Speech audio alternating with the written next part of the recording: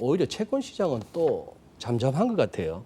그쪽은 특별히 뭔가 이슈가 없나요? 아니면 수급이 어떻게 팽팽하나요? 그쪽이 너무 조용한 것 같아가지고. 전반적인 자산군에 대해서 변동성은 음. 팬데믹 이후에는 확실히 커진 국면은 있고요. 예, 다만 회사채 같은 경우는 연준의 액션이 있었기 때문에 있었기 네, 때문에 그 부분에 대해서 많은 부분의 자금에 대한 기대, 그러니까 공급에 대한 기대가 있는 거죠. 그래서 상대적으로 6월 둘째 주 이후에 채권 시장은 좀 안정세, 반면 주식 시장은 모멘텀 부재로 인해서 최근에 조정 장세가 좀 이어지고 있다고 보고 있습니다. 모멘텀 부재로. 모멘텀 부재라기보다도 시황에서는 다들 그래요. 갑자기 이제 코로나 바이러스가 재확산되는 데 대해서 조금 이제는 그 부분에 대해서 시장이 조금 두려움을 느낀다. 어떻게 동의하시나요? 글쎄요, 각 개인마다 생각은 좀 다를 수 있습니다. 하지만 코로나 바이러스가 백신이 나오지 않은 상태에서 단계적인 경제활동 재개를 했다라는 것은 결국 바이러스의 확산 가능성이 이전보다 훨씬 높아진 것을 깔고 가기 때문에 전망 자체가 바이러스의 2차 대유행이 없다라고 예견하기보다는 있을 가능성이 훨씬 높다라는 것을 전제로 해서 전망을 할 필요성이 있어 보입니다. 네. 저희 KB증권은 이미 하반기 전망을 할 때 그런 부분들을 많이 염두에서 전망을 한 상태고요. 예. 다만 이제부터는 판단이 되게 중요한데 우리가 3월 달에 겪었던 경제적 충격이라든지 아니면 금융시장의 대혼란이 재발할 것이냐 아니면 그때만큼은 안 가고 그 안에서 봉합될 것이냐 이 부분이 상당히 중요한데 예. 일단 저희가 봤을 때는 후자적으로 아마 3월 말과 같은 급락 아니면 변동 이런 확대는 극히 제한적일 것이다라고 보고 있습니다. 따라서 최근에 말씀드렸던 것처럼 바이러스 재발 우려가 물론 심각한 또 다른 변동성 요인으로 작용하고 있지만 오히려 이때가 좀 더 위험 자산의 포트폴리오 상에서 담을 수 있는 기회가 아닌가라고 저희는 보고 있습니다. 글쎄요, 2월 FOMC에서의 파월 의장의 스탠스를 보면 최악의 상황을 대비하고 있고 지금 연준이 팬데믹 이후에 9개의 긴급 대출을 갖고 유동성을 공급하기로 네. 했었는데 상당 부분 SMCCF 외에는 뭐 자금이 원활하게 제공되진 않았죠.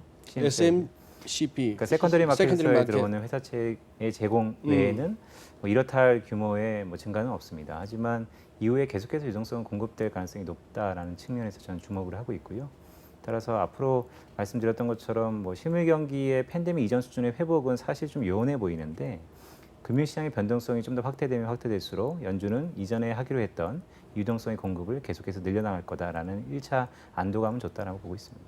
일단 팬데믹이라는 것은 경험하지 못했던 그러니까 지금의 정책 기반자들이 실제 살면서 경험하지 못했던 큰 위기였다라고 저는 보고 있고요. 그렇기 때문에 당위성 이전에 대응이 매우 중요했던 시기였다고 봅니다. 당위성보다. 네, 그렇기 때문에 연준의 뭐 말씀 주신 것처럼 충분히 공감합니다. 도대체 어떤 회사채를 어떤 기준으로 어떻게 사줄 것인가 상당한 난관이죠. 난제고. 하지만 일단 가이드라인을 줬던 것 자체가 향후 안도감을 줬다는 것에 좀 더 의미가 있다라고 보고요. 이 위기가 지나고 나면 분명히 다시 한번 화제될 거고 또 하나의 글쎄요 데이터베이스로서 또 하나의 뭐 기준을 제시할 수 있는 그런 뭐 시기를 우리가 지나고 있는 거 아닌가 이렇게 보고 있습니다. 그런데 왜 인플레가 안 나와요? 뭐 팬데믹 이후에 여의도에 저같이 이제 실물 경제를 보는 이코노미스트들이 논란이 있었죠. 디플레냐 인플레냐. 네네.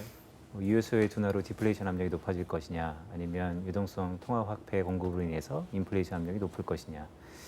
뭐 지금 말씀 주셨던 것처럼 역대급으로 돈이 풀렸기 때문에 결국에는 저희는 인플레를 대비할 필요가 있다라고 생각을 하고 있습니다. 다만 그 시기가 당장은 아닐 것 같고 상대적으로 좀 요원해 보이고요. 연준은 가이드라인을 2022년 말로 일단 제시를 한 걸로 저는 알고 있고 저희 KB증권도 자체 전망을 좀 해보면 적어도 내년 말까지는 디플레이션 압력이 좀 높을 것 같다. 왜냐하면 유효 수요가 워낙 낮기 때문에 기존의 잠재 성장률 이상으로 산출물 갭이 플러스로 전환되기에는 좀 요원해 보인다는 생각을 갖고 있습니다. 다만 기대는 항상 투자는 좀 빠르죠. 최근에 이렇게 자산가들을 만나다 보면 오히려 문의가 많으세요. 금에 대해서. 금. 네, 그러니까 인플레이션을 대비하고 있는 거죠. 그런 것처럼 다들 감각적으로 알고 있습니다. 지금은 디플레이인 거는 오케이. 하지만 남들보다 좀 빨리 인플레이션을 감지해서 그것에 유용한 자산인 금을 내가 조금 싼 가격에 내 포트폴리오에 담을 수 있지 않을까라는 기대감이 상당 부분 있으세요. 그래서 저희는 되게 특이한 현상이죠. 팬데믹 이후에 말씀드렸던 것처럼 주식이라고 하는 위험 자산의 우상향 기조에 대해서는 별로 의심의 여지가 없습니다. 다만 일부 조정이 있다고 하면 포트폴리오를 또 담을 수 있는 기회라고도 보고요.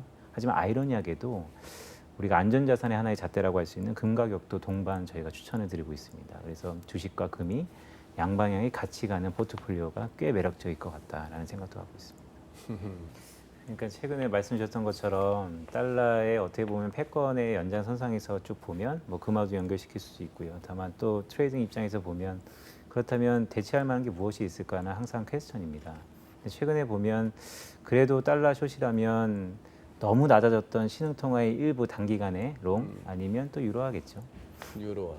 그렇죠. 아무래도 뭐 포트폴리오상의 자산 배분이라 그러면 많은 비중을 가져가죠. 하지만 기관 투자자들이 저한테 바라는 것은 향후 전망과 추세입니다. 향후 전망과 추세. 네, 뭐 말씀 주셨던 것처럼 이제 상반기를 마감하고 하반기를 시작하는 방송일 수 있는데 사실은 작년 12월부터 선진국 사회에서는 3월부터 팬데믹이 확대되면서 글로벌 경기가 큰 위기를 맞았죠. 그래서 네. 실물 경기는 어찌 보면 이전 추세의 복귀가 사실 저희 분석으로는 좀 요원해 보입니다. 거의 불가능할 것 같기도 하고요. 다만 새로운 또 잠재 성장률이 거기에 맞춰지면서 슬로프가 좀 낮아지겠죠.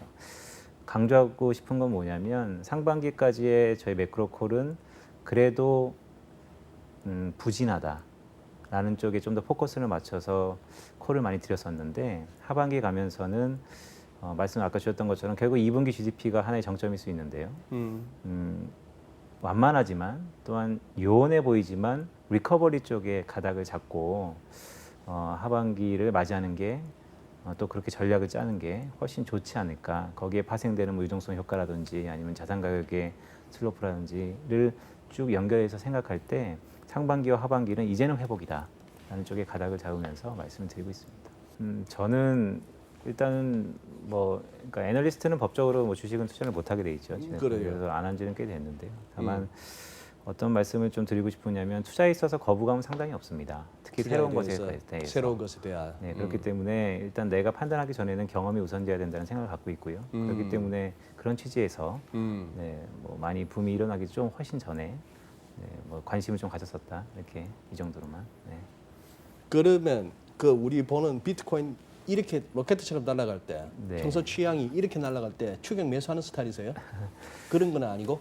그냥 저는 예전에 제가 갖고 있던 뭐 모든 뭐 삶의 방향일 수도 있는데 제 생각과 맞으면 거기서 조절하는 게 아니고 더 힘을 싣고요. 제 생각과 다를 때는 오히려 뭐 회수를 하는 그런 성격입니다. 그래서 만약에 원하는 방향으로 자산 가격이 이동했다라고 하면 이제 많은 이익을 실현했으니까 물러서자기보다는 원하는 대로 되는데 왜 주저하느냐라는 얘기를 드리고 있죠.